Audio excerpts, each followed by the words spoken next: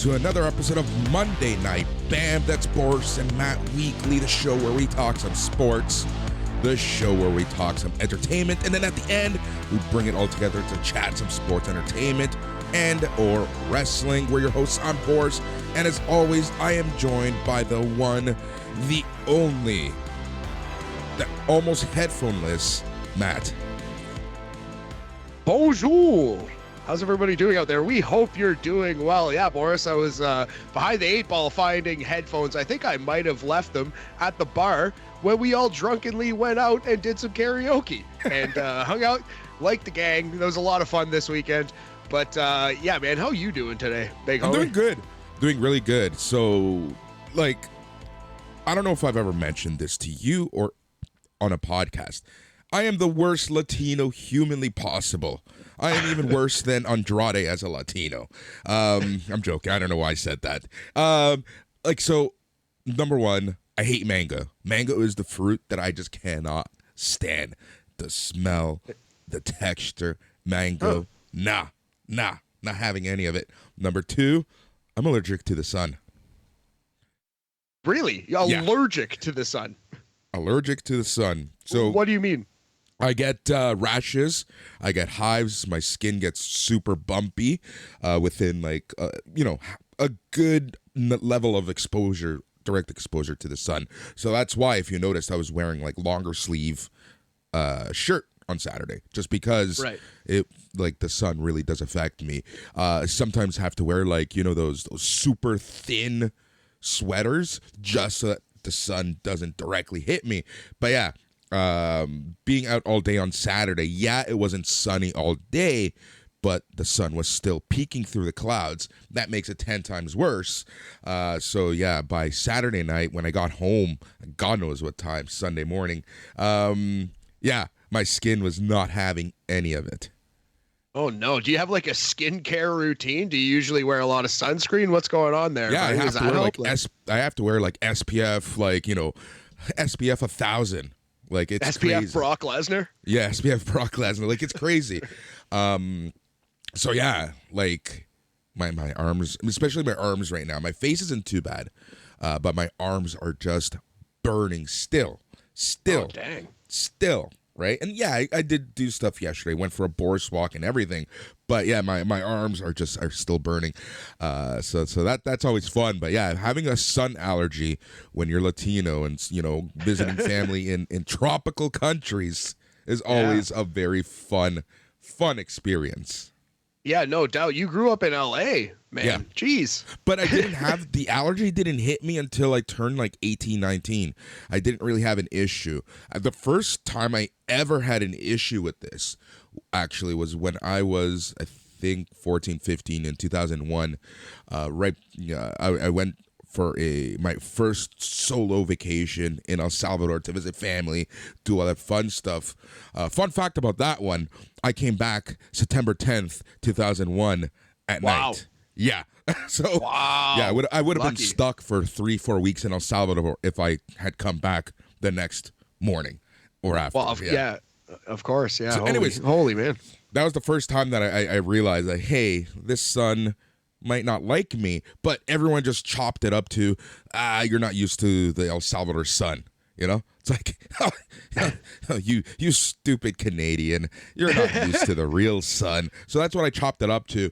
But yeah, later in life, I realized, like, especially spending a lot of time outside, playing outdoor soccer, softball, stuff like that, like, hey, every time I'm in the sun, my skin gets really itchy, really bad, really bumpy. And yeah, it's not a fun one. It's not a fun thing to have when you want to spend time outside. Yeah, I feel I have like mild eczema. So like sometimes I'll get like a couple, like you could see some red blotches on my hand, even today, just like faintly, but it's not like unbearable, you know what I mean? It's not even terribly itchy or like itchy at all. It's just kind of rouge on my arm, It's just kind of like I get cheetah skin sometimes in the summer. So that sucks, man. Like, well, you might actually be like painful. Sorry for everyone on the podcast feed. We got to start recording these at some point, but you might notice like under my eye, like it's a little red still. Right. Yeah, that's from the sun. That is like No just doubt. direct from the sun. It's just crazy. It's just crazy. Like I hate it because like I do love spending a lot of time outside, but I pay for it like dearly. And now like Well, it gets really bad sometimes. Like it's not too bad right now from Saturday, and the only reason is just because it wasn't directly under the sun.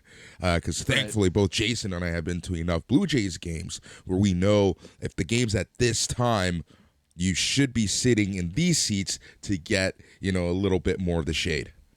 yeah, it's actually like classic veteran move. That's really good that you have that experience when you're going to a Jays game, man. But yeah, no, it's manageable, I hope, anyway. Like, just wear sunscreen, wear that sweet hat that McGuire got you, you know what I mean? Yeah, man. And like long Right here. sleeves. There it is. Yeah, I'm still wearing. You see, even podcasting, if my headset could fit over it, I would. Yeah. But there we go.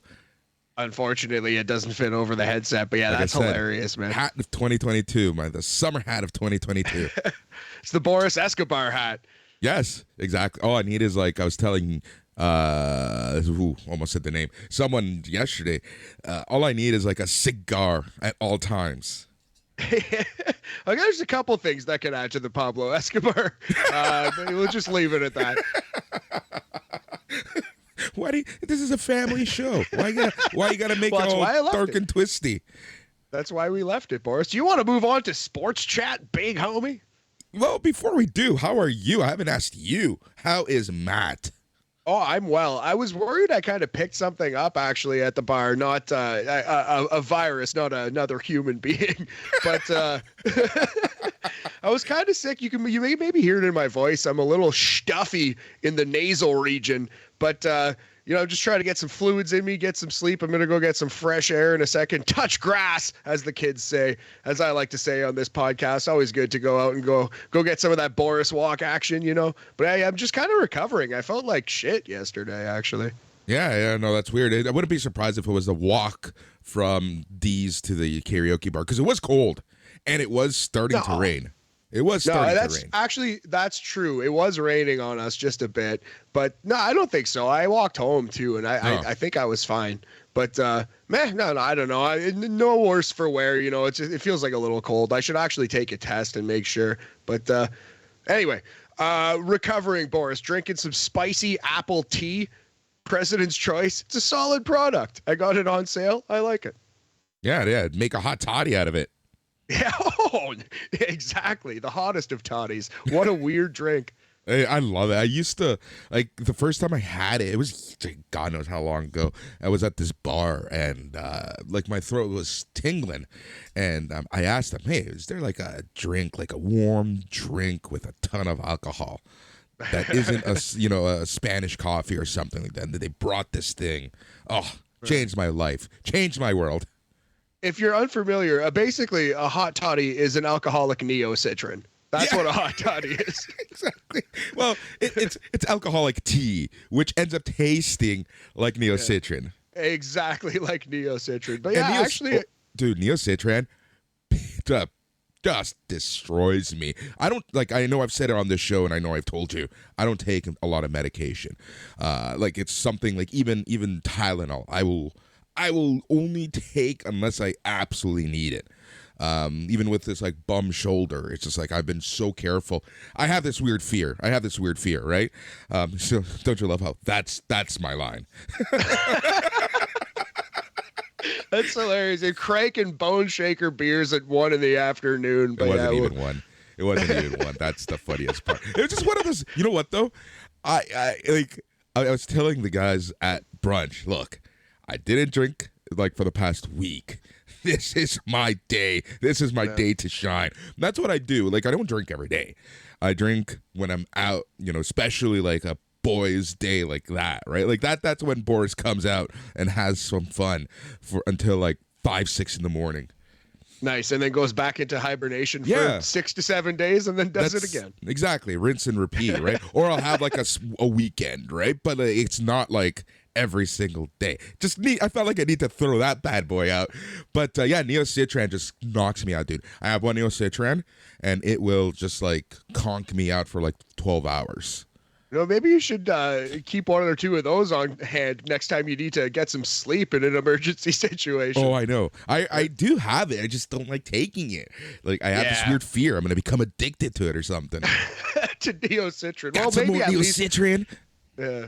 Again, you can just hit up any number of bars in Toronto for that sweet, sweet toddy. The hottest of toddies. Anyways, so I guess there's a lot of sports to chat about. The NBA is looking very interesting. The NHL is looking fantastic. Where do you want to take us, Matt? I'll just start with the NHL. I was just briefly going through the East and West Conference. So it definitely looks like the Tampa Bay Lightning are about to eliminate the Panthers. They're up 3-0 in that series. They play tonight, Monday, May 23rd. I got to think, actually, the Panthers will take one, maybe two games there, but ultimately Tampa's winning that series. Yep, agreed 100%. I wouldn't be surprised. So this is what's going to happen. It's going to go to game. It's going to end tonight, or it's going to go to game 6, or whenever the next game is tomorrow. Tonight? Yeah, this is game 4. Game 5, if necessary, Boris, would be Wednesday, May 25th. Yeah, that's what I mean. It's either going to end in game 4, or it's going to go to game 6. Game 6, you say? Interesting. Yeah, I'm going to split the difference. I'm going to say Florida gets 1. It ends in game 5 Wednesday night. You just can't, for the life of you, ever fully agree with me. Hey man, I gotta speak my truth on this podcast. Yeah, you do. Boris. Yeah, you do. The other Eastern Conference semifinal, we have Carolina and the Rangers. Carolina currently up 2-1. The Rangers looking really good, looking like they're figuring it out. The young kids were firing on the last game. I still like the Rangers there. Yep, same here. I think at the end of the day, the Rangers are going to end up winning. But it's all mute, or as Joey Tribbiani would say, moo point, because the Avalanche are just looking insane good.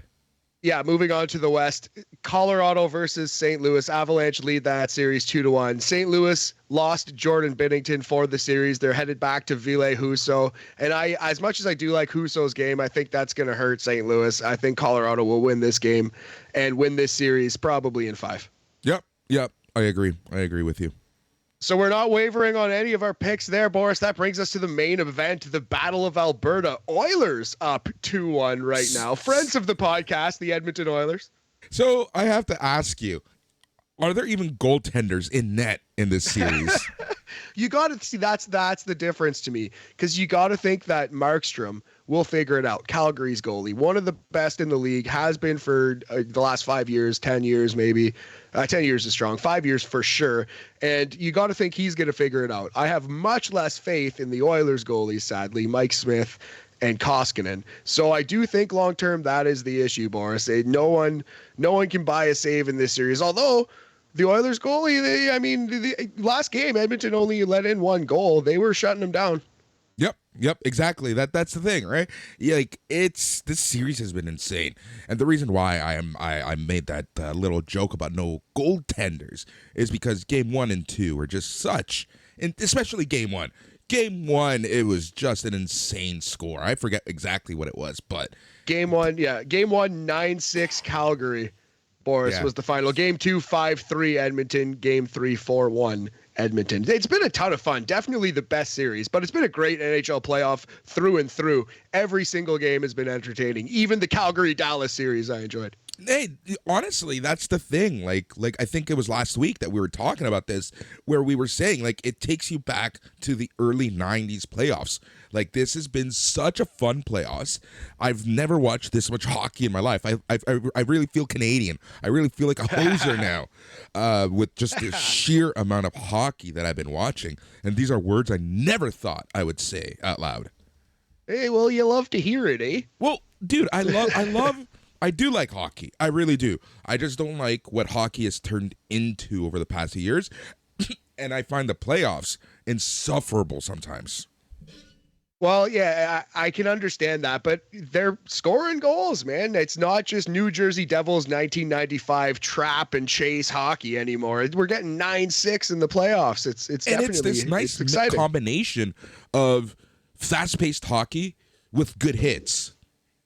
Absolutely, yeah. And that's the thing. Hockey evolves so quickly in front of our eyes. Like 10, 20 years ago, as fun as those games were, those players weren't moving nearly as fast as they are today. A Connor McDavid spinning at full speed, going between his legs, doing all these things. Like, we haven't seen athletes like this before. Hockey evolves so quickly. I think they do have a good balance. Good call. Can we take a second to appreciate the talent that is the Roxanne Perez of professional hockey, Connor McDavid? See what you did there. This man is incredible, man. It's like watching LeBron in 2010-11. It's like watching Patrick Mahomes now in the NFL. It's just, this guy is just at the height of his powers, doing things like heretofore unseen in the sport. Like, he's breaking barriers, the sound barrier. Yeah, no, it's absolutely insane. How does he have 20 points? Is it? 20 points in 9 games, I believe. I think he's got multi-point games in all but one of the games he's played in this postseason. It's incredible. It's incredible. He has 23 points in 10 playoff games. 4th best start in history, behind Wayne Gretzky, who did it twice, and Mario Lemieux. Amazing. The two GOATs. Gretzky, the greatest career of all time, and Mario Lemieux, Wayne Gretzky himself, will tell you, the most gifted player of all time, who had to overcome a broken back and cancer and still is probably the second best player ever. So. Yep, exactly. And so to me, I feel like Connor McDavid should just start wearing the number 69. That's a bold choice. We took an awful long way to get there for that joke, Boris. But that's why we love you, buddy. Long-term storytelling, baby. Eat shit, Tony Khan. You do realize that was the whole setup to this, right? Amazing, man. I love how I just stalled the show. I just completely derailed us. Well, that's the end of hockey talk. Let's move on quick. Let's quickly talk about Andrew Wiggins absolutely posterizing young Luka Doncic last night, ending his life. No, I mean, he didn't. Luka took it well. There was a fun little comment at the post-game presser. But yeah, Wiggins throws down a huge dunk. Andrew Wiggins is here looking like he's a contributing piece to a championship team in Golden State. Yeah, Andrew Wiggins right now is looking like the Andrew Wiggins of legend, the Andrew Wiggins that everyone thought he was going to be.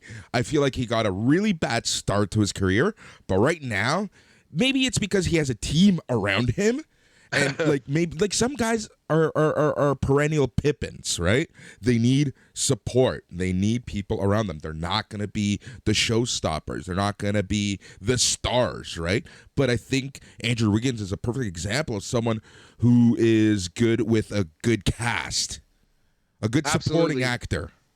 Yeah, that's exactly right. He's not the star, but he's an excellent supporting actor in the right movie, in the right system. And he has found the best system in the league to possibly be in. And the thing that gets to me about this series, so right now, as of Monday, May 23rd, the Golden State Warriors are up 3-0. But we need to take a look at Luka Doncic's, just his output in this series. Last night, what did he end with? Almost 40 points, above 40 points. Like, he's been killing it. But he's literally the only person on that team right now. Yeah, it's a big problem. Yeah, Luka Doncic, 40 points, 11 rebounds, and 3 assists. Jalen Brunson is playing decently as well. He had 20 points. Spencer Dinwiddie also on that team. Yeah. He's pretty solid. They do have some pieces, but at the end of the day, they don't have enough. It would have taken a Herculean effort and a lot of luck for Doncic to be able to pull this off. And right now, I mean, it's not looking like it's going to happen down 3-0. That comeback has never occurred in the NBA. No, never. Not even close. 3-1 has happened, but never 3-0. So yesterday's game was super important for Dallas to win because no one has come back from 3-0 in the NBA. Other sports, yes. It's unfortunate because you want a Luka to win. You want him to get his due because he is one of the most talented players and he showed it and he continues to show it. But the issue is he's facing a Golden State Warriors team that is energized, rejuvenated, and has something to prove over the past few years because last year they didn't even make the playoffs, but it had nothing to do with talent. It just had to do everything with injuries. Absolutely right. Yeah. And they're pissed off and they're playing hard And they're already basically through the West. They're one game away from the final right now, and they're going to put their feet up and watch Boston and Miami brutalize each other and basically play a couple NFL games, at least CFL games. They're hitting each other hard, Boris. Yeah, they are. Saturday's game. So when we were at the karaoke bar, at the corner of my eye, I was constantly watching the Miami-Boston game. Man, they were just killing each other. Like, they were just like, just working each other hard. It was a good old American Strong style match. Yeah, definitely. It definitely was a blood sport style match, not necessarily Dante Martin versus Ray Phoenix. You know what I mean? It was John Moxley versus Biff Busick. It's 1990s ball out there, but I love to see it. And Kyle Lowry, Jimmy Butler, Lowry hasn't been playing, but those kinds of players, heat culture, perfectly suited for that. I'm not saying that the Celtics aren't tough, but the Heat are the toughest team in the league. They're the ones turning this game into a rock fight. You know what I mean? And they're succeeding at it. So. Yeah. But right now, the Miami Heat are up 2-1. Let's see if they can make it 3-1 later today on Monday, May 23rd. But that's looking more and more like my bracket is still a thing. Your bracket's holding true, man. Yeah, Miami, Golden State. My bracket was busted long ago, but I'm definitely cheering for, at this point, Kyle Lowry versus Steph Curry, Miami versus Golden State in the final. Let's go. Exactly. At this point, you might as well. You might as freaking well at this point. I think that would be an amazing, amazing finals. I think that, 2019, there's some PTSD on Steph Curry about 2019 and Kyle Lowry. And I think it would be just great seeing those two just square up, going back at it, yeah. You know? Yeah, the rematch going toe-to-toe. Lowry up 1-0 against Steph in the finals anyway, so that would be a ton of fun. And yeah, I would be happy with either of those teams winning because I like to see like the dominant team, the dynasty, if you will, add one more to the resume. But at the same time, we're Toronto boys. How could you not cheer for Lowry? How could you not? Yeah, and with the same token, how can you not like Steph Curry being from Toronto? I think people always forget how his roots are so Toronto-based. It's a great point. That's a great point. Spent a lot of time here. Del Curry spent a lot of time here. His name is Wardell Stephen Curry. He is the son of Del, Boris. Let us not forget. Exactly. And I'm just thinking back as we were talking about that Game 6, the first 2 minutes, a.k.a. the Lowry 2 minutes of Game 6, Golden State versus the Raptors. If it wasn't for that early start, the Raptors would not have won Game 6. Yeah, it's indisputable. It's not really even an opinion. I think go watch the tape. It's a fact. That's a fact, buddy. Yep. All right, man. So that is the NBA. Yes, sir. So yeah, basically we're going to do the same thing for you next week, except we should have a final set in the National Basketball Association, and we should have a Final Four in the NHL. Although, Boris, if the Battle of Alberta goes to Game 7, that will be Monday night, May 30th. So we might be setting up Game 7, Battle of Alberta. If not, we'll have a winner. We can talk about that. Yep, exactly. So that's pretty much where we're at with sports. Yeah, it's a ton of fun. Oh, hey, do you want to talk about the Jays game you all saw? The quickest baseball game in history, faster than an episode of Monday Night Raw it was?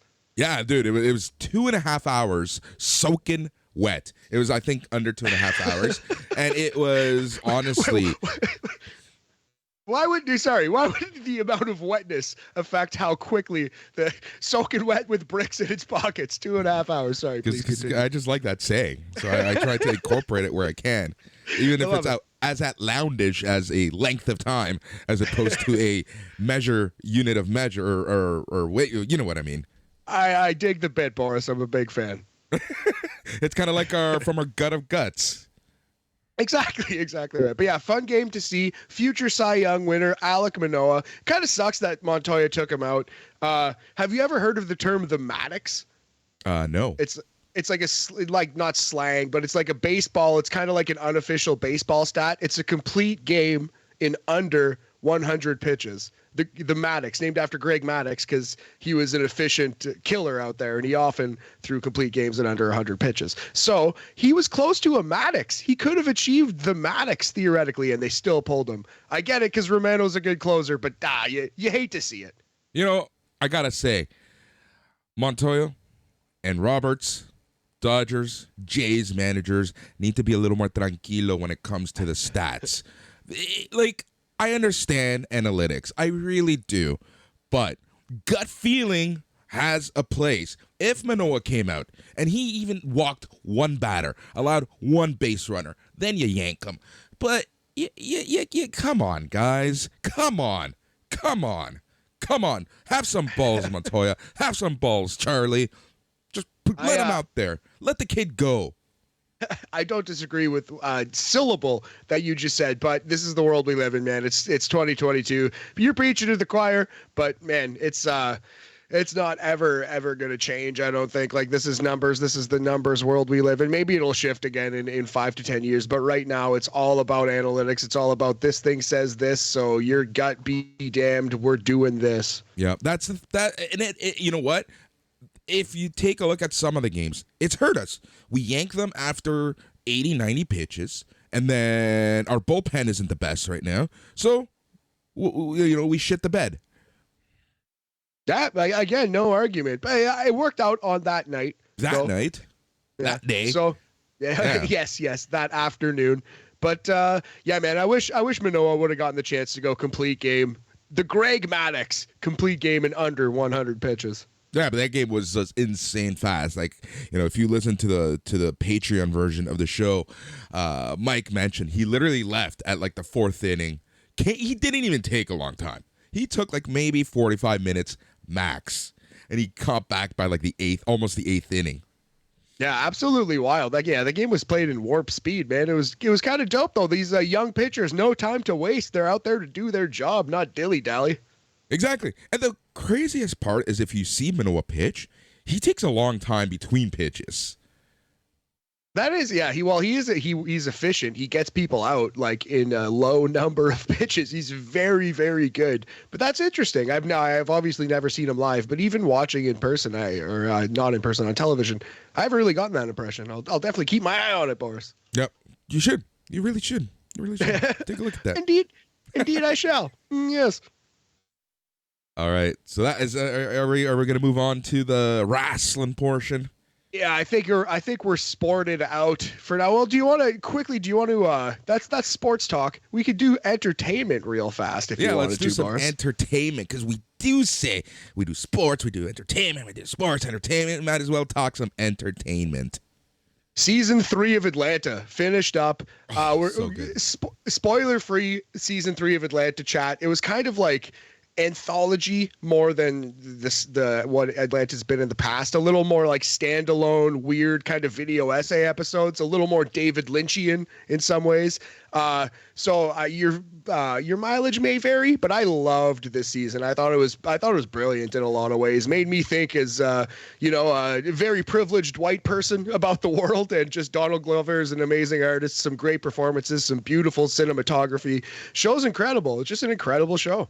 It's so well done because you laugh your ass off, but there's so much meaning behind that show, and it's a real reflection, a real essay, a real art piece about the world that we actually live in. No, 100%. Yeah, it makes you laugh, makes you think, and it's just it rewards repeat viewings. Can't recommend Atlanta highly enough if you haven't seen it yet. And it's a quick binge too. It's what is it, like 35 episodes, 30? Something maybe like not that. even. Not even at this point. Not even. Yeah. I think it's under 30 at this point. There you go. So yeah, highly recommend Atlanta. Season 3 just wrapped. I believe they are shooting or have shot season 4, and that's coming in the fall. And that's going to be it for Atlanta. That's the end of the whole series. So yeah, in and out with a bang. I'm a big fan of the show. Can't recommend it highly enough. Please check it out. Yeah, it's on Disney Plus, at least here in Canada. I believe it's on wherever FX streams in the States. Yes, yeah, that is correct. Yeah, the first 2 seasons right now, but season 3 is coming, I'm sure, in Canada. Exactly.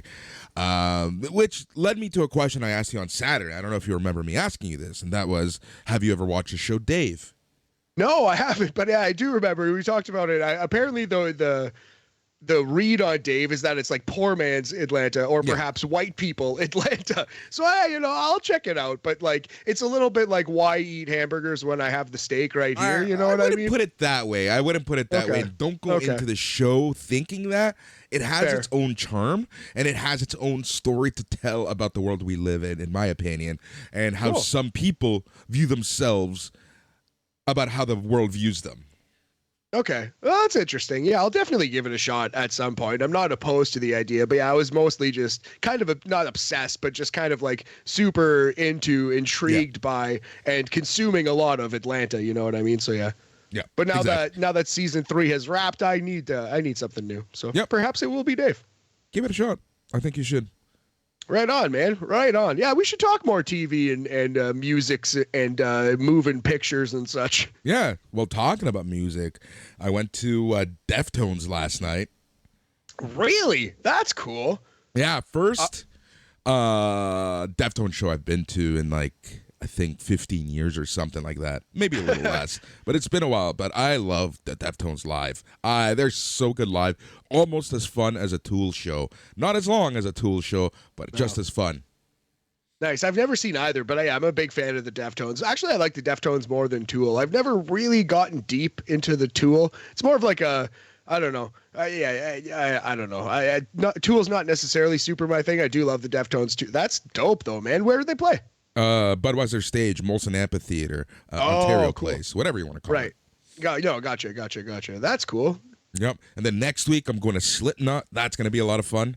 Oh, nice. I have seen Slipknot live. I've seen, what was it, Riot Fest I went to 1 year with like Slipknot and like Five Finger Death Punch and all kinds of stuff. Nice. Slipknot is insane live. Yeah, that was a lot of fun. That show was actually a ton of fun. I'm not a huge metal guy either, but like, I appreciate it. I like a couple Slipknot tunes, and that was fucking wild. That was a ton of fun to go to one of those once, You wanna hear how much of a trip that show is going to be? You know who's opening for Slipknot? Who's that? Cypress Hill. Oh, that's sick. They were at Riot Fest too, I think. I'm pretty sure I saw Cypress Hill too. That's incredible, man. So dope. Yeah, I'm really looking forward to it. It's going to be a fun little night. Next week is going to be so busy. I have a lot to do before I go to Vancouver. The Slipknot show is going to be a ton of fun. Really looking forward to it. Especially the little group that's going. That's going to be an interesting group to watch. Watch some crazy old man death metal. I can't imagine. Man, old. I guess it is. Getting there. It's at least dad metal at this point. Damn, you're so true. I'm thinking of the group I'm going with, and I think, am I the youngest person? No, I'm not the youngest person, but still, holy crap, you're right. Oh, that's amazing, man. That's amazing. Yo, wow. By the way, do you go to Vancouver often? Is this your first time in years, or like, do you want to go more often? I go there for work. I go there for work. Okay, because I have a couple friends in Vancouver, and like I need to get out west very soon. So I was gonna say, next time you go, let me know. Maybe we could plan some kind of situation. For sure. Yeah. Oh, for sure. Yeah, that would be a lot of fun. Yeah, I go there now. I'm gonna be going a lot more, but I go there a lot for work. But this is a personal trip. So my brother lives out there now. So I kind of want to visit him. It's going to be a boys' trip. That's going to be a lot of fun. I'm really looking forward to it. It's been years since him and I just like hung out alone, kid-free. Nice, man. No, that sounds dope. It's good to get that bonding time, that family bonding time. Yep, exactly, man. All right, do you want to move on to the world of fake fighting, of wacky costumes? So, May 23rd is a really sad day, at least for professional wrestling. There's a lot of things that happen May 23rd. Probably most notable, it's the anniversary of the death of Owen Hart. If you've listened to this show or any other show on Sunday Night's Main Event, you know that Owen Hart is like my favorite wrestler, period. No ifs, ands, or buts around that. And it's just a sad day, especially because it was such an avoidable situation. So that pisses me off the most about the entire thing with Owen. And I'm not going to get into it, but at the end of the day, it's a very sad day. And I'll never forget, you know how they always say, you'll always remember where you were when Kennedy was shot, right? I will never forget exactly where I was when Jim Ross went on TV and said that Owen had passed. Honestly, this is gonna sound really weird, but this is kind of like how I react to stuff. I kind of laughed a little bit, and I'm like, what? This isn't real. This is not real. Yeah, man. Yeah, the same way. Like I got home from seeing, I believe, The Mummy with the 1999 one with like Brendan Fraser, I think, or whatever, right? The one that The Rock would later show up in. Anyway, and yeah, and I walked in the door, and my dad told me, and he was like, "But I think it's fake. It's like an Undertaker thing, I bet." But yeah, apparently, like it was like on the news, so it might be real. He was like, "It's wrestling. It's Vince McMahon." So I think it's fake, but. And I was like, what? And so immediately, because my dad told me in that way, and kind of nonchalantly, I was like, what are they doing? Are they losing their mind? I guess it's fake. And I think we had like, I don't think we had like a computer with the internet in my house yet. So I kind of went to bed that night, not really knowing much about it. And then waking up the next morning and seeing it like all over SportsCenter, you know what I mean? And being like, oh shit, like, no, this is real. And it kind of setting in like later. You know what I mean, for me? And I was just like, it was devastating. It's such a, like you said, such a tragic, avoidable event, but we don't need to go into that. If you're interested in learning more about it and you have yet to see the Dark Side of the Ring episode, please watch that, and it'll tell you a lot about it. But yeah, what was nice recently was seeing Martha Hart at a wrestling show with a smile on her face, and this Owen Hart Foundation tournament. Like, we can bitch about it as wrestling fans, like it was thrown together or whatever, but at the end of the day, it's a thing that's being done to honor a great man and for a good cause, the Owen Hart Foundation. And I think there's some positives happening now from this terrible tragedy 20 years later, 25, 22, whatever it was, right? So, man, very, very, very, very sad day, like you said, for a number of reasons too, because there are a couple of tragic anniversaries on this day. Yeah, the second tragic anniversary is that today, May 23rd, is the second anniversary of the passing of Hana Kimura. She was a Joshi start that was just in the up and rise. You know, she was already had a great following. Earlier that year, she got her name out there when she did a opening match of Wrestle Kingdom, when Stardom was invited to Wrestle Kingdom to put on a match. She was probably one of the stars of that match. She was an up-and-coming star in another 100% avoidable situation. And to anyone who ever does any online bullying or, you know, especially the wrestling community, you know, you guys need to just, you know, shut the fuck up sometimes. I don't know how else to put it, to be honest. Like, this is tragic. You don't know the mentality of the person on the other side, right? Like, you just don't know, and clearly you don't give a shit. But, you know, this is just one of those things that, again, completely avoidable, but some douchebags just went a little too far and bullied her a little too much after an appearance in a reality show. And she ended her own life, unfortunately. Yeah, that was a very tragic situation. And yeah, there's a lot with like the Japanese idol culture, and there's a lot of pressure on a woman like Hana Kimura, who was on television in this reality show and a star in the wrestling promotion and a rising star. And man, yeah, like, I don't know.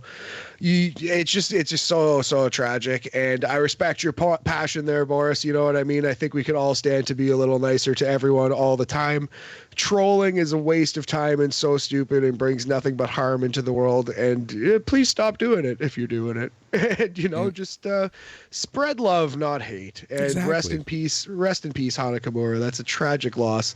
Tragic loss. That's just such a young woman. But also, like, it's tragic because she was so young and she had so much to offer the world, not just the silly business of professional wrestling. But don't get it twisted. She would have 100% been a humongous star in wrestling. Would have. So it's a smaller tragedy for the wrestling business and a huge tragedy for the family and, you know, friends of Hana Kimura.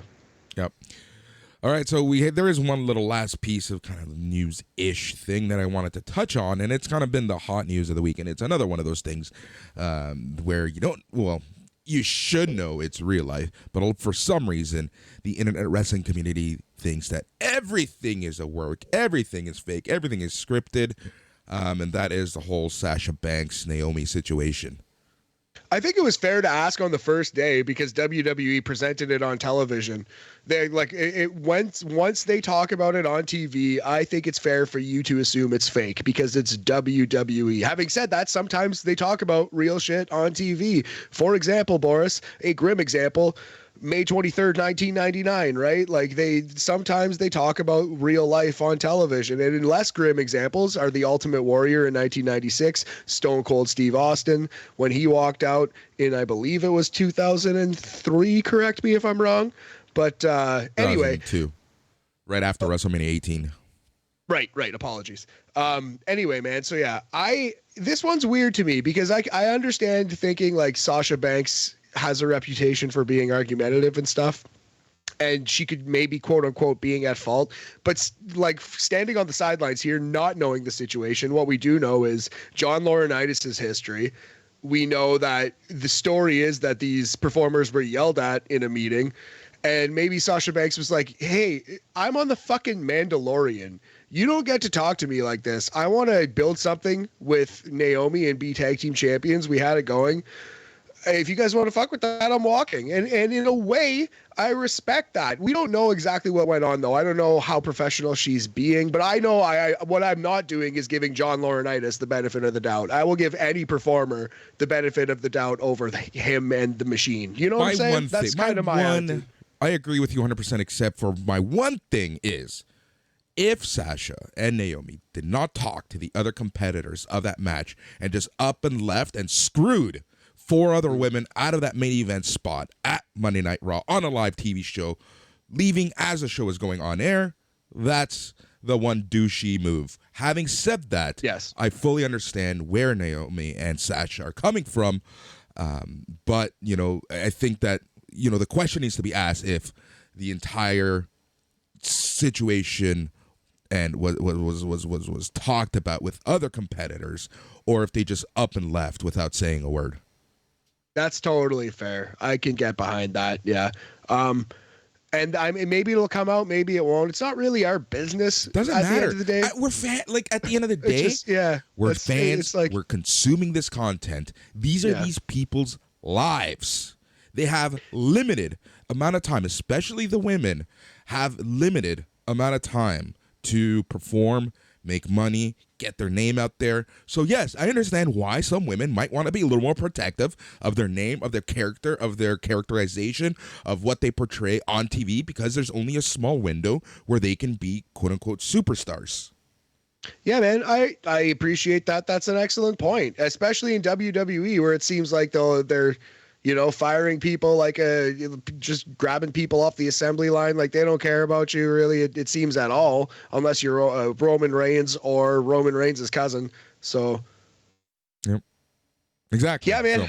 I don't know. I'm not saying I'm on Sasha's and Naomi's side because I think that's just a silly way to look at it. But what I am saying is I'm not giving WWE and specifically the John Laurinaitis-led women's revolution, women's devolution. You know what I mean? I'm not giving them the benefit of the doubt. No, sir. Yeah. Can we talk about one last thing before we move on to some actual wrestling chat? Sure. That's the whole Stephanie taking a leave of absence thing. That's another situation where people and the internet wrestling community just need to back the fuck off.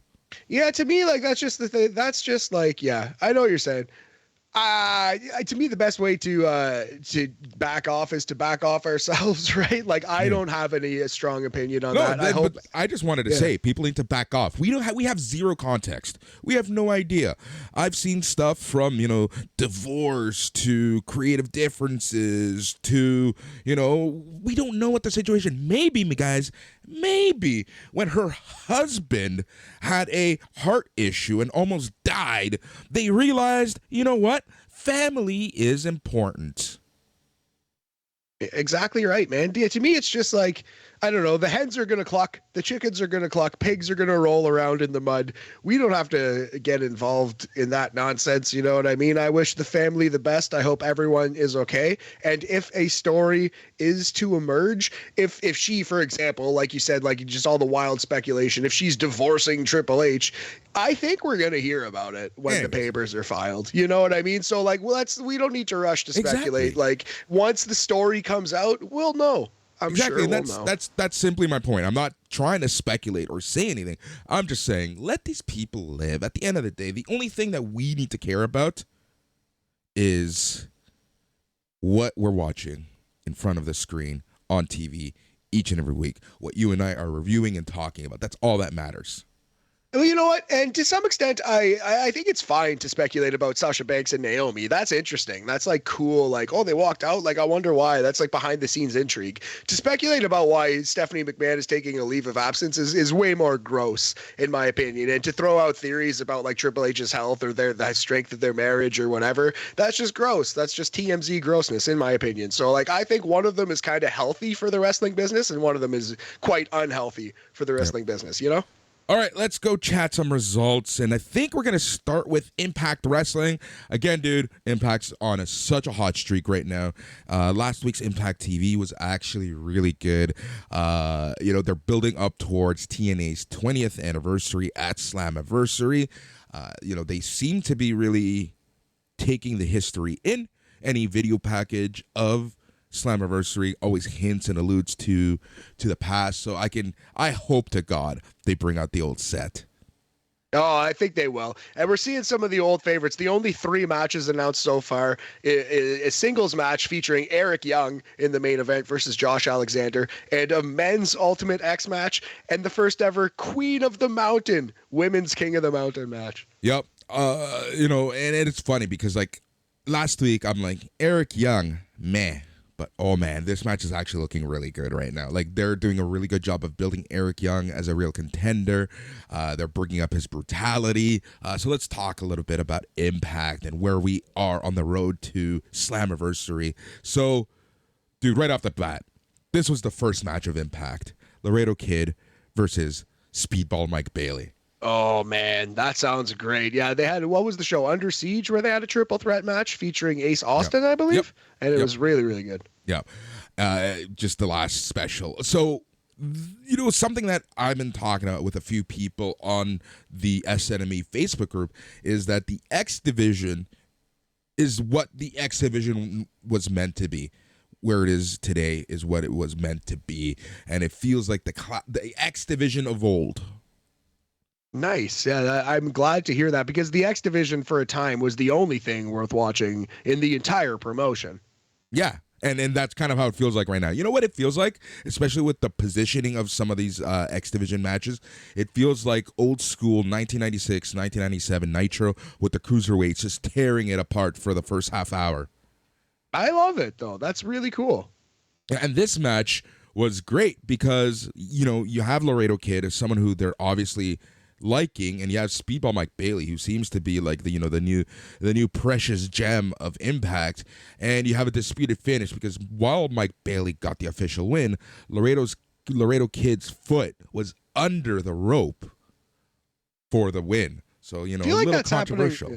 It's happening a lot. Yes, a lot in wrestling recently. I feel like we say foot under the rope a lot in the last couple of weeks. It's kind of strange. It's so funny how wrestling will do that. Like a couple companies will just reuse the idea, like boom, boom, boom, boom, boom. It's like someone saw it and everyone's like, oh yeah, I like that finish, and then they use it once and then forget about it again. Yep, exactly.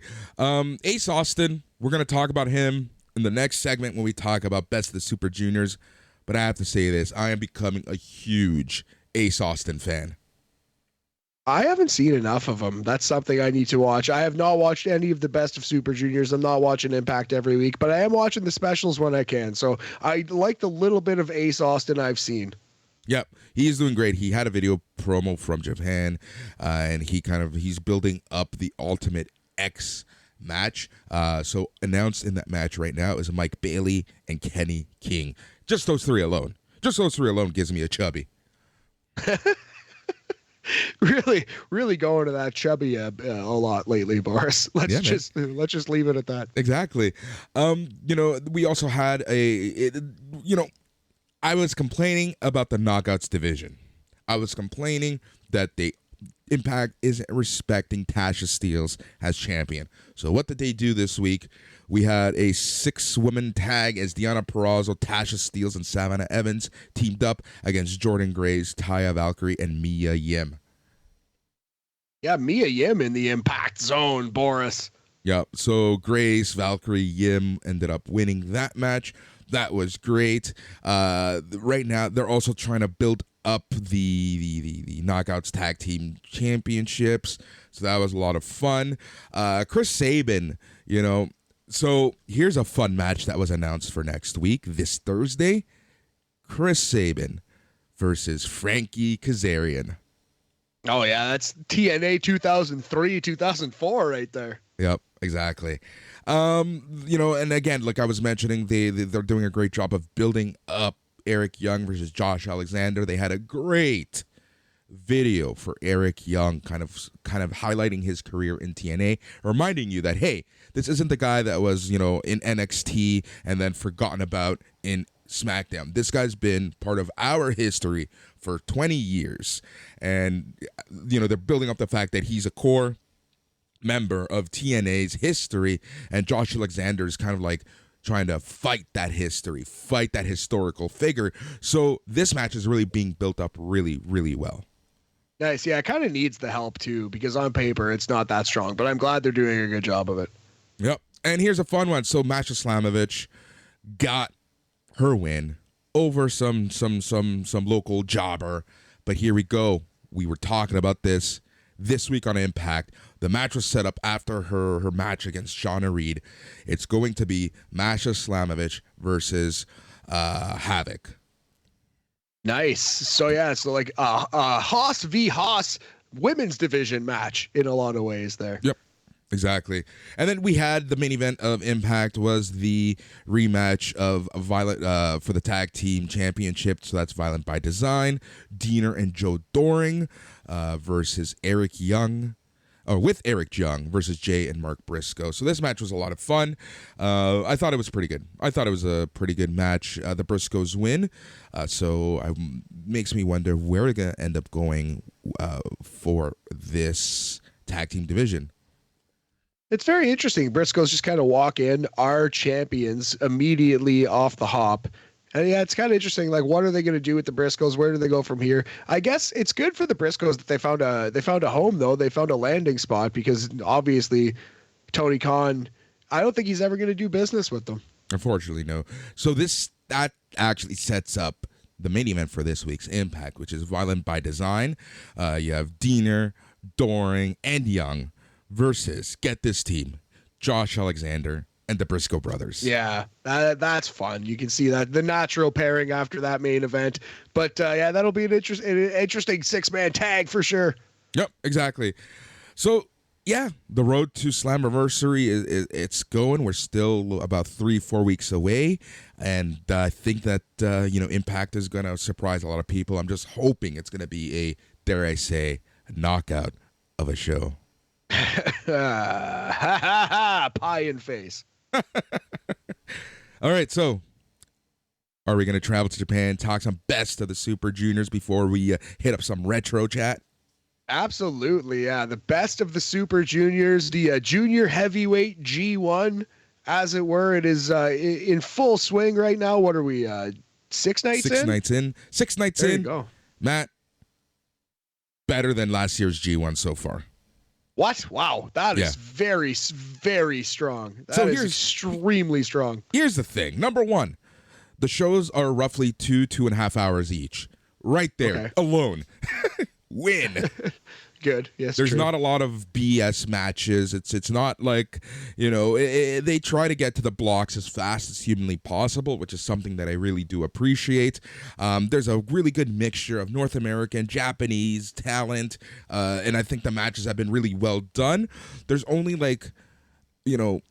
outside of Taguchi, I think every performer has a legit chance of really putting on a great match. And I'm not saying Taguchi's not good or anything. It's just, I think that, they could have filled that spot a little better. So I'm going to go night by night. I'm not going to talk about every match, but I am going to kind of give quick thoughts about that night. And then to wrap it up, I'll give everyone an update on where we are with the blocks. How does that sound, dude? Oh, it sounds great, man. You're driving this bus, homie. Yep. All right, so night number 1 started with A block. Who would have thought? And I have to say that the best match of the night was, let me take a look, Francisco Akira versus Show. That was not by far. It was my match of the night, and I have to say that Zayn and Kanemaru had the second best match. Yes, that Alex Zane. He is killing this tournament. He is doing so good. It's insane how good he is. Alex Zane, he had a cup of coffee in NXT, and it's nice to see him out there killing it. Yep. All right, so that was night 1, and those are the 2 matches that you should check out. Night 2 had a couple awesome matches. I think the best match of that night was Wheeler Yuta versus Eddie Eagles. Robbie Eagles? Robbie. I don't know why I said Eddie. My notes are all fucked up here. Yeah. Robbie. Oh, nice. I love Robbie Eagles' work, man. He's somebody that doesn't get nearly enough respect. He's kind of a little buried in this junior heavyweight division in New Japan, but he's a very talented wrestler. Because there's just so many, right? So he doesn't get that highlight. You know, especially you have El Fantasma. There's just so much. There's just so much going on in that junior division right now. That's what I really appreciate of this tournament, is that it's not just 2 or 3 guys who realistically could win. At this point, anyone could win, and you have someone like a Wheeler Yuta. You know, I give this the match of the night, but he looked a little rough at times in this match. He looked like he was nervous. He looked like he just didn't, like he was taking it in a little too much, but he did have a really good crisp match. And it just, everything looks so fluid. And again, that's what I appreciate the most in professional wrestling, when things look fluid and people aren't just stopping to wait. So sorry, I was doing that on purpose. Just after you said that, just have big pause. Just a big pause. I felt like that was a good bit. All right, moving on. You're such an idiot sometimes. I don't mean it. Desperado and Titan had a great match as well, and even TJP and Watto had a good match. Master? The most master of all Wattos? Yep. So out of night 2, if there's 2 matches that you have to watch, it's Wheeler and Eagles and Desperado Titan. All right. Night number 3. So this match was arguably had the best match of the entire tournament thus far. That is Hiromu Takahashi versus Francisco Akira. This match went just over 17 minutes, and it was so good. Match of the tournament so far. So Francisco Akira, I'm not very familiar with his work. I'm not either. This is really the first time I've seen a lot of him, and it's one of those things where I'm like, I need to see more. I really do need to see more at this point. Yeah. He's Italian, to be exact. Right, yeah. But Francisco Benini, better known by his name Francisco Akira, is an Italian professional wrestler currently working for the Japanese promotion New Japan Pro Wrestling. So he started in 2015 in the Indies in Europe. Then he made his way to All Japan in 2019. He was in All Japan for 3 years, and he just recently debuted in New Japan Pro Wrestling April 9th, Hyper Battle 22. Yeah. There you go. Yeah. So I kind of want to see more of him. This is one of those matches where you kind of knew that that Takahashi was going to win, but Akira put on a great performance, and you kind of at times did believe there would be an upset, because it is New Japan. It is these round robin tournaments where you just really don't know exactly what's going to happen. Yeah, no doubt. So every now and then they'll do the Yano beats John Moxley or whatever it might be. So this was on night 3, Hiromu versus Francisco Akira. Your choice right now for match of the tournament so far. Yep, exactly. All right. And then the other match, if you're going to watch another match from night 3, I would have to say Zayn and Show really, really good match there. As Matt sneezes his little heart out. And I'm going to just keep vamping a little bit more while he reacts to really good show. And show Zayn having the second batch match of the night from night 3. Excuse me. Yes, I am back, Boris. Back by popular demand. I'm still stuck on this Francisco Akira Hiromu match. I might go watch that right away after the podcast. I'm intrigued. I need to see some of this Francisco Akira.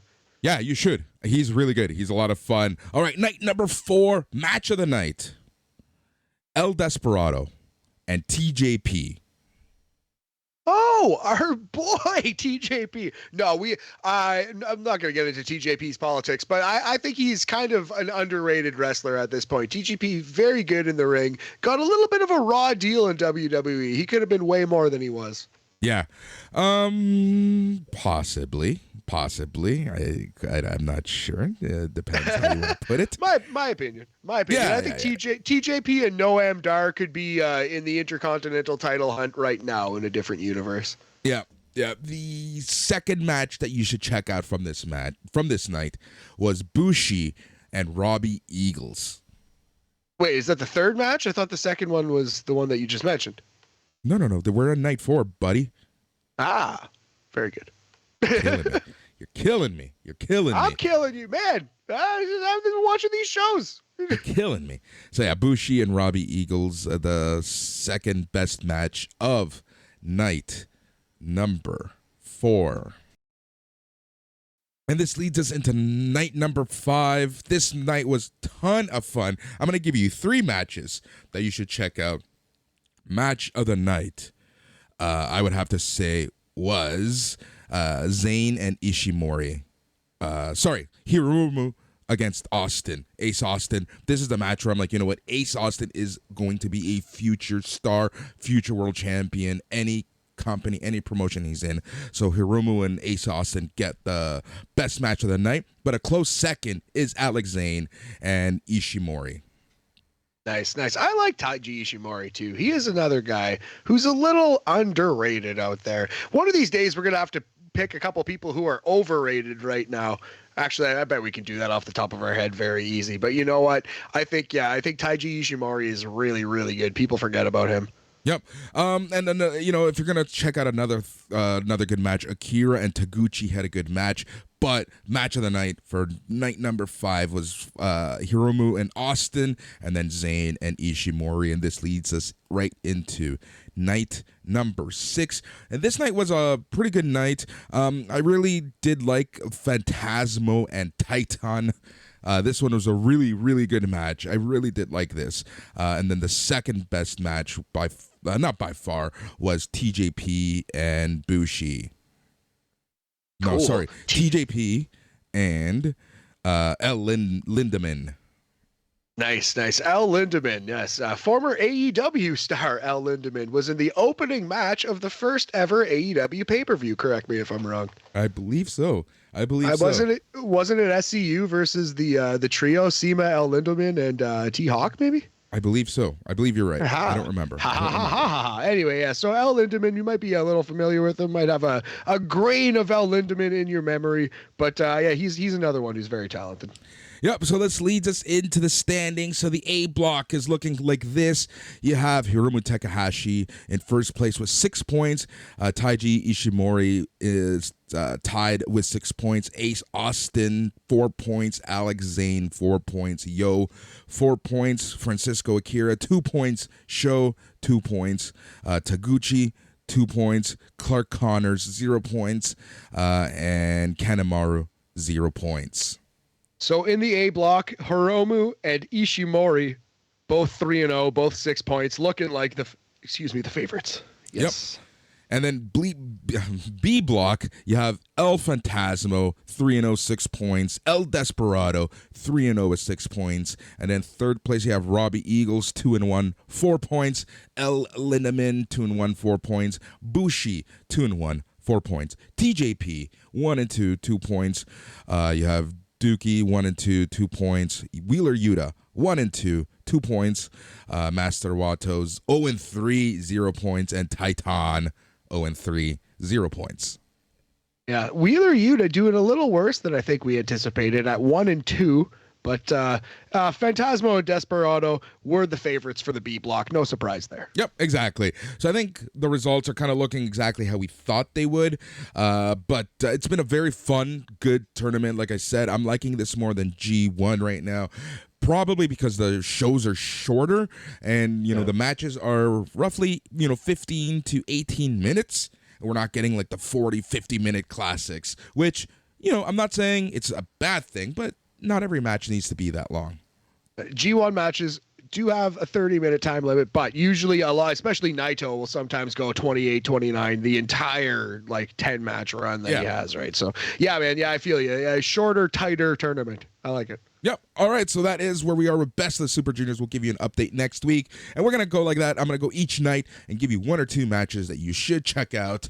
And then at the end, I'll give everyone the updated rankings. And if there's anything that specifically you want to know, just holler at us. Specifically Boris, because I am not watching. But I will check out that Hiromu versus Akira match. Yep. Go ahead, man. All right. So I think we're going to end the night off with some retro reviews. Yeah, so I was just looking at today in WWE history, for the TikTok, because I've been doing that, and it's been a lot of fun. But that led me to discover that May 22nd, 2005, WWE Judgment Day, which was a 2-match show, but had a couple just bangers, a couple great ones that people don't really talk about anymore. So I just wanted to touch on those, kind of show some love to a forgotten show. Judgment Day 2005, Boris. All right, let's do this, buddy. Well, before we do, my friend, I'm going to steal a gimmick from a popular podcast that I like called The Big Picture. When they go into year drafts, sometimes they'll do like a 1992 draft of movies or whatever. And then the host, Sean Fennessy, likes to ask his guest, who were you?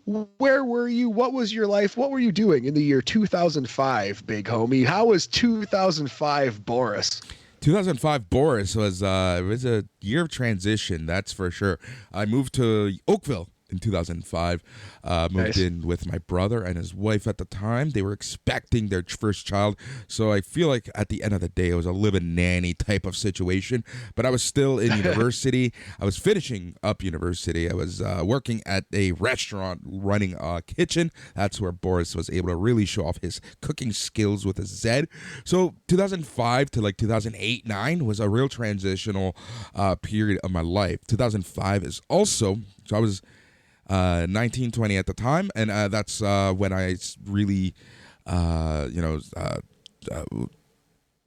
lot was happening around that time. I got my first. I was just thinking. I got my first co-op job with my brother, through my brother, Nice.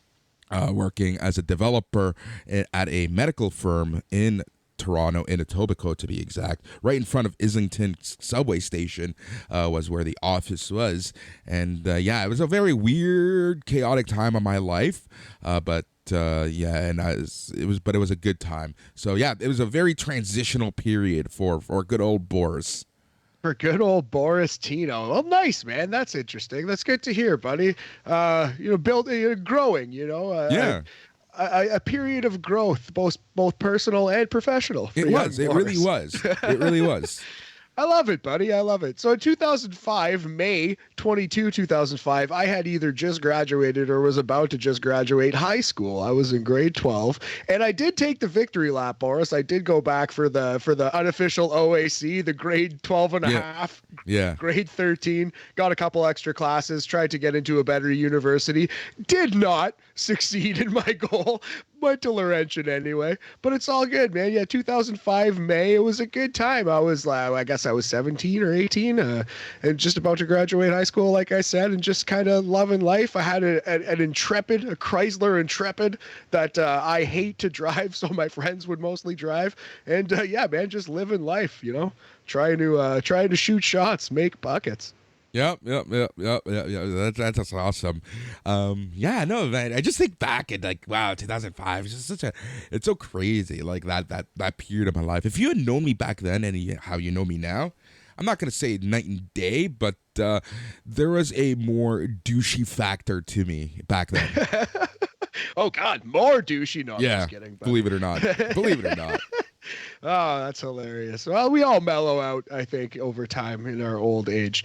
But yeah, so Judgment Day 2005, May 22, 2005. Just quickly, we'll get through the card here before we get to the main event. So we started with Eminem, Joey Mercury, and Johnny Nitro versus Charlie Haas and Hardcore Holly. Dave Meltzer gave that one 3.25 star. Eminem won to retain their tag team titles. We had Carlito Caribbean Cool, Boris, versus The Big Show. 1 star. Carlito won that match. I have zero recollection of this. Same here. It's news to me. Paul London defeats Chavo Guerrero for the Cruiserweight Championship. 2.75 star from Dave Meltzer. Oof. Yes, Booker T defeats Kurt Angle. Another one I have zero recollection of. 3.25. Okay. Boris, and leading into our 2-pack, our double main event, check this out. Here's a couple of bangers for you. Orlando Jordan versus the immortal Heidenreich. -1 star by the great Uncle Dave Meltzer. Oh my God. Heidenreich. That's a name that I just, until people say that name, I do not remember him being a thing. Heidenreich versus Orlando Jordan. Good heavens. Orlando Jordan defending his WWE United States title in that match. So that brings us to the 2-pack, Boris, the double main event. Rey Mysterio versus Eddie Guerrero and John Cena versus John Bradshaw Layfield. I Quit match. So both of these matches, I think you could make a case, all-time classics. We'll get into our ratings after we talk a bit about them, but I'm not quite sure. I think there are a couple nits to pick. We'll talk about it. So the Rey Mysterio Eddie Guerrero match, fresh off of Eddie Guerrero's heel turn. Absolutely incredible promo that Eddie Guerrero cuts with the ripped mask of Rey Mysterio, still stained with Rey's blood, yelling at the mask, "Do you think I wanted this? Do you think this makes me happy?" The whole thing. You show up at Judgment Day. I advise against it. Don't make me take away their papa, Boris. One of the great promos of all time setting this match up. Yeah, I remember this promo so well. And like, man, Eddie Guerrero, he's just a talent. There's gonna be no other Eddie Guerrero, period. No, man. He was he was similar to like a Macho Man Randy Savage in that I would say he was 10 out of 10 at almost everything a wrestler could do. Like 10 out of 10 babyface, 10 out of 10 heel, 10 out of 10 promo, 10 out of 10 character, high flying, technical wrestling.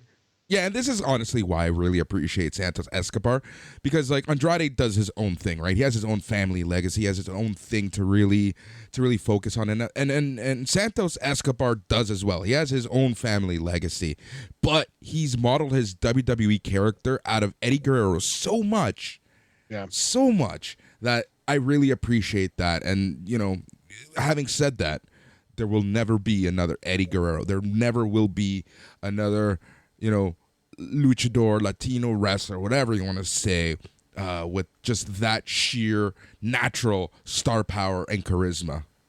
100%, 1,000,000% agree. So yeah, the story of this match, and I do advise it's on Daily Motion. Also, if you've got the WWE Network, I'm sure it's on there. The build up to this, like the pre-match hype video, does an excellent job of showing you exactly where they were. But so this is a hate-filled Eddie Guerrero who put Rey Mysterio on the shelf, turned heel, ripped his mask off, gave him a brainbuster on the steel stairs, and cut a violent, screaming promo.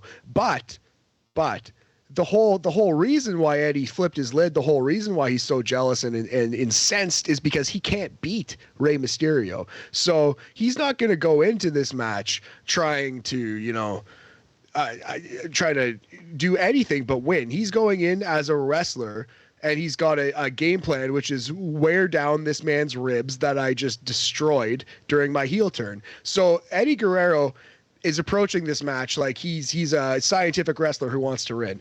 Rey Mysterio, making his comeback from this injury, this heel turn, this is one of the most angry, one of the most fired up, one of the most violent Rey Mysterio performances you'll ever see. And it's a really interesting flip on the typical Guerrero Mysterio match. If you watch Halloween Havoc 1997, for example, Boris, Rey Mysterio, the quintessential babyface, you know, and Eddie Guerrero is violent. He's showing that killer instinct. Rey Mysterio has the killer instinct in this match, and I really, really like that flip. I have a question for you. Is this your favorite Ray Eddie WWE match? No, actually, not even. And it's still so great. But they have a SmackDown match about a month later, Yep. middle of June 2005 SmackDown. That's their best match. Yep. That is their best WWE match. And that one might be 5 stars. And that's not even their best match overall, because Halloween Havoc 1997 is an easy 5-star classic. That's the class. Like that's the classic for me. And I agree with your list there as well. These are the 3. Like, I remember this match just so well because, like you mentioned, the way that Rey Mysterio approached this match, it was just, you rarely see Eddie or Rey Mysterio like this. So that's why I really appreciate this match, and this match always stood out for me because, you know, Ray is this happy-go-lucky guy who's just happy to be there, right? Trying to prove everyone wrong, that he's not some little kid, right? So when he's intense, and it's awesome to see. Yeah. Yeah, exactly right, man. It was crazy eyes Rey Mysterio here on this night, and I loved it. So the story is Eddie Guerrero is trying to out-wrestle Rey Mysterio, trying to frustrate him, and it is working, but at the same time, Rey Mysterio is an excellent wrestler who is pissed off, so he's going to get his licks in, and they have an excellent match, hard-hitting, so crisp, a little slower, honestly, than something you'd see, even like a little slower than their match they had 8 years prior at Halloween Havoc. It was more of a scientific kind of, it was a meat and potatoes kind of match here. It was a different look for these guys. I loved it. The finish is where I think you could have some questions. So Chavo Guerrero gets involved, which I wish they could have figured out a way to do it without Chavo. I think Chavo just kind of distracted from the overall point of the match, and the whole thing took too long to happen. But basically, Rey Mysterio, a chair ends up in the ring. Rey Mysterio does a springboard into Eddie Guerrero, who just Babe Ruth baseball bats this man with this chair. Just at some point, Guerrero says, you know what, I'm fed up. I can't beat this man. And in the ultimate sore loser move, just says, fuck it, and dumps the table and beats the crap out of Rey Mysterio with his chair. So the finish in a lot of ways is brilliant. I think it's kind of perfect in some ways, but also the Chavo Guerrero piece of it was annoying and didn't need to happen. That detracted. Yep. It took away from the spotlight that was this, F it, I'm going to do things my way. Yeah, man. Exactly right. So I thought the storytelling was still overall brilliant. I liked the flip that they did. So for sure, Halloween Havoc is 5 stars. And I think the SmackDown match is at least like 4.5, perhaps 5 as well. This being maybe the 3rd or 4th best match on the feud, depending on how you feel about the ladder match, still is borderline all-time classic. It's that good. I think because of the Chavo Guerrero thing, I'm going to settle on 4.25 stars out of 5, 85%, solid A. And the best match on this show, even better than the main event, in my opinion, which was also crazy and really good. But Rey Mysterio versus Eddie Guerrero from Judgment Day 2005, a hidden gem, forgotten classic. Yep. And it's kind of funny, like, in terms of the main event and JBL, this is the stretch of JBL from like 2004 till 2007, where he was so underrated in everything that he did for some reason, right? Like, you don't realize how huge of a position he had until you kind of take a look back like we are. And you know what honestly hurts him? And I don't think I realized it at the time, but just looking back at the names around him, right? So he's on SmackDown as the world champion while Kurt Angle is still killing it. Eddie Guerrero is still alive and well, feuding with him and still killing it. Rey Mysterio's on that brand. Guys like Tajiri and Paul London are on that brand. He Who Shall Not Be Named, still alive, still one of the best wrestlers, still one of the most respected wrestlers, right? So JBL getting the world title and not being nearly as strong a wrestler as any of those names that I just listed off, I think hurt him a lot. Now, if JBL came along today and got the world title post Jinder Mahal, you know what I mean? It would feel a lot less egregious. And I think people would be willing to give his character more of a chance because he did do some awesome work. He really did. He really did. His wrestling might not have been the best, but his character work was just top notch at this point. Yeah, and this is the kind of match that you needed to put Bradshaw into. Yes. I Quit match, Boris, for the WWE Championship, John Cena versus John Bradshaw Layfield. I think there are some major positives with this match and some pretty major glaring negatives with this match. And it's a tough one to rate for that reason, but we'll get into it. So first of all, I just wanted, the negatives are, it's a little bit no-selly. It's a little bit of, like, Jim Cornette, I bet, would hate this match if he watched it, because there's a couple times where John Bradshaw Layfield will shake off the attitude adjustment basically just to walk to the next spot. You know what I mean? Like, there's a lot of no selling. Yeah. There's a lot of do a move, stand up, go to the next move. Also, I hate the finish. I don't think the finish was good really at all. I don't think it came across nearly the way they wanted to, and I think it was probably the worst spot in this entire match. Yep. This match for me was kind of like, I like this match, but at the same time, these guys had better matches. Well, with other people. Yeah, like matches. in general. Yeah. So it was like a forgotten match in this era.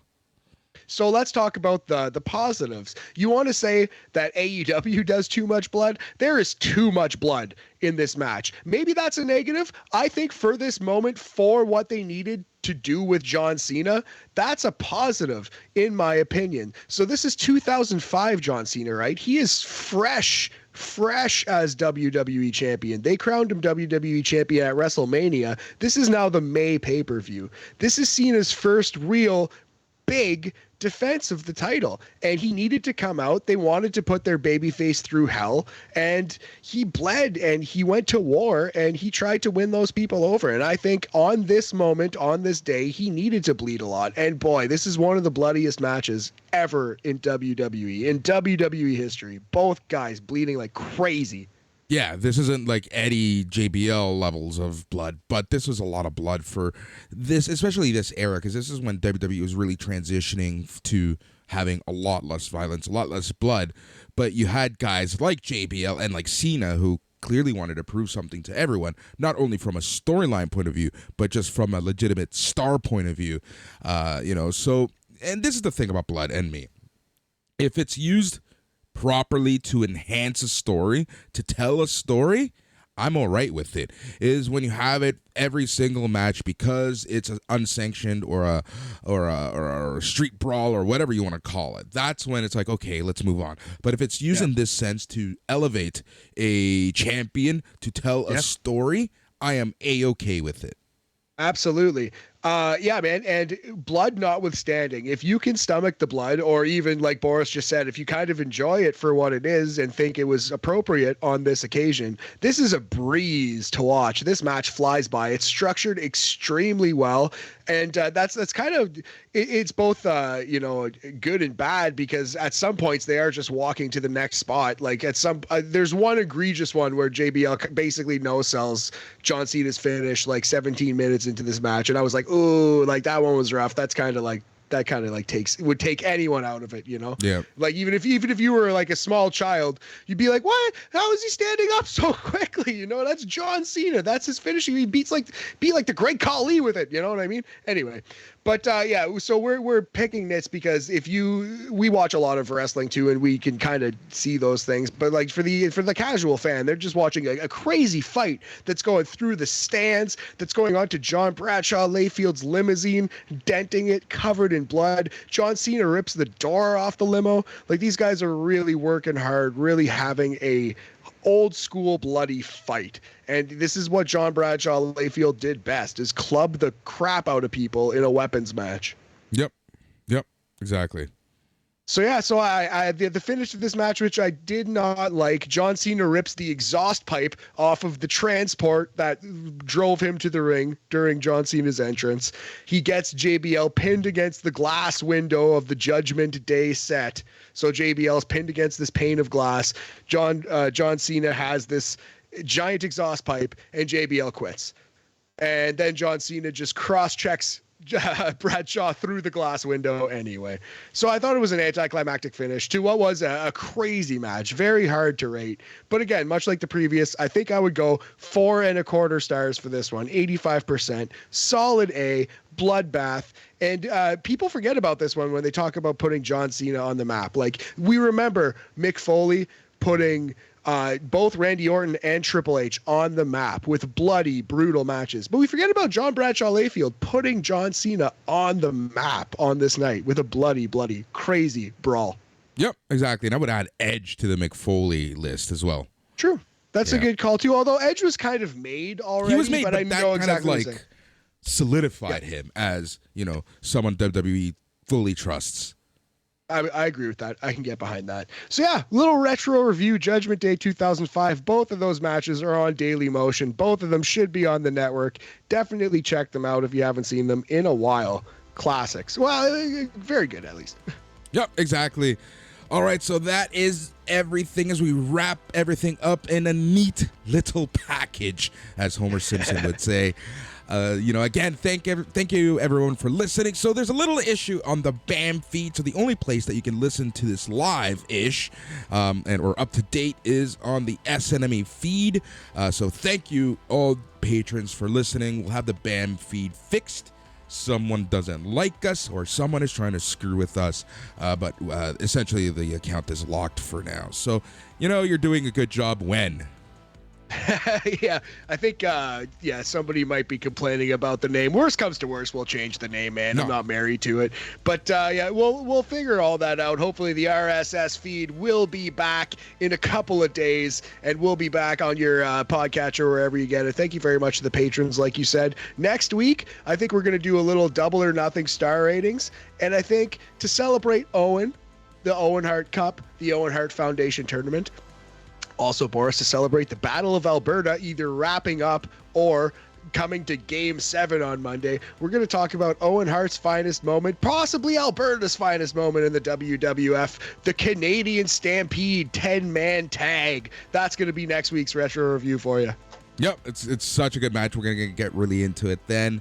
So thank you everyone for listening. Thank you to all the patrons. You have a whole slew of shows coming now that BAM is BAM Monday Night BAM. Love it. Absolutely love it. Thank you again for listening. He's Matt. I'm Boris. And just remember, stay tranquilo. Yeah.